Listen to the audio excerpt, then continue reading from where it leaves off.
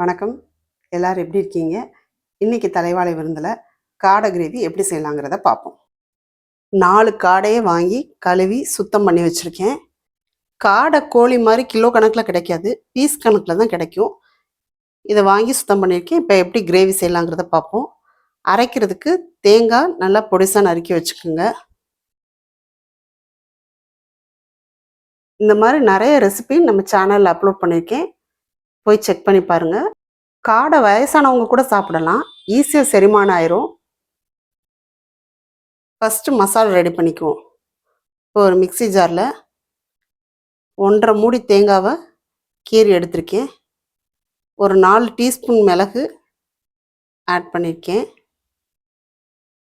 ஒரு 3 டீஸ்பூன் முந்திரி பருப்பு ஆட் பண்ணியிருக்கேன். முந்திரி பருப்பு போடுறதுனால கிரேவி திக்காகவும் நல்லா டேஸ்டியாகவும் இருக்கும். பெருஞ்சீரகம் ஆட் பண்ணியிருக்கேன். இதை ஃபஸ்ட்டு நல்லா புஷ் பண்ணி எடுத்துக்கோங்க. அதுக்கப்புறம் 3 டேபிள் ஸ்பூன் மிளகாப்பொடி போட்டுக்கோங்க.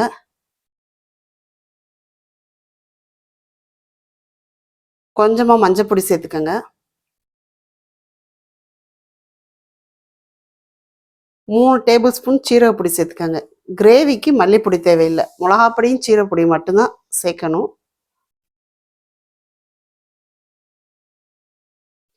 இப்போ 3 தக்காளி நறுக்கி வச்சுருக்கேன். அதில் 1.5 தக்காளியை மிக்சி ஜாரில் சேர்த்துருக்கேன்.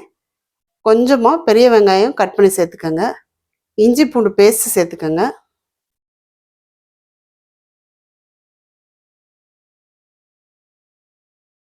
தேவையான அளவு தண்ணி ஊற்றி நல்லா நைஸாக அடித்து எடுத்துக்கோங்க. இப்போ மசாலாவை நல்லா நைஸாக அரைச்சி எடுத்துக்கிட்டோம்.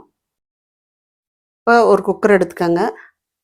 குக்கர் சூடானதும் தேவையான அளவு தேங்காய் எண்ணெய் சேர்த்துக்கோங்க. தேங்காய் எண்ணெய் சேர்க்குறதுனால நல்லா வாசமாக இருக்கும்.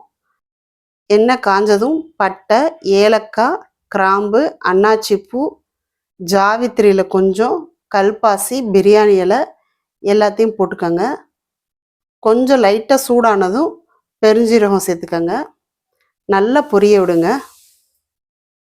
நறுக்கி வச்ச பெரிய வெங்காயத்தை சேர்த்து நல்லா வதக்கிக்கோங்க. ஒரு 2லேருந்து 3 நிமிஷம் நல்லா வதக்கிக்கோங்க. இந்த வெங்காயம் வதங்கிறது தான் இந்த கிரேவிக்கு டேஸ்ட் கொடுக்கும். அதனால் ஒரு 2லேருந்து 3 நிமிஷம் நல்லா வெங்காயத்தை வதக்கிக்கோங்க. அடுத்து நறுக்கி வச்ச 1.5 தக்காளியை சேர்த்து நல்லா வதக்கிக்கோங்க.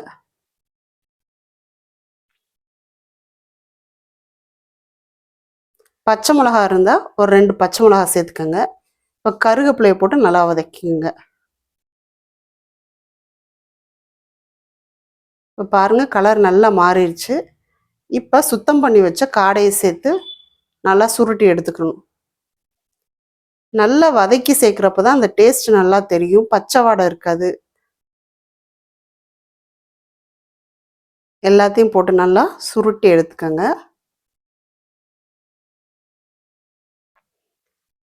அதுக்கப்புறம் மசாலா நம்ம அரைச்சி வச்சுருக்கோம்ல, அதையும் நல்லா போட்டு சுருட்டி எடுத்துக்கணும். கண்டிப்பாக மசாலாவை இந்த காடையோடு சேர்த்து சுருட்டணும். அப்போ தான் நல்லா கிரேவி எண்ணெய் பிரிஞ்சு நல்லா கலர்ஃபுல்லாக வரும்.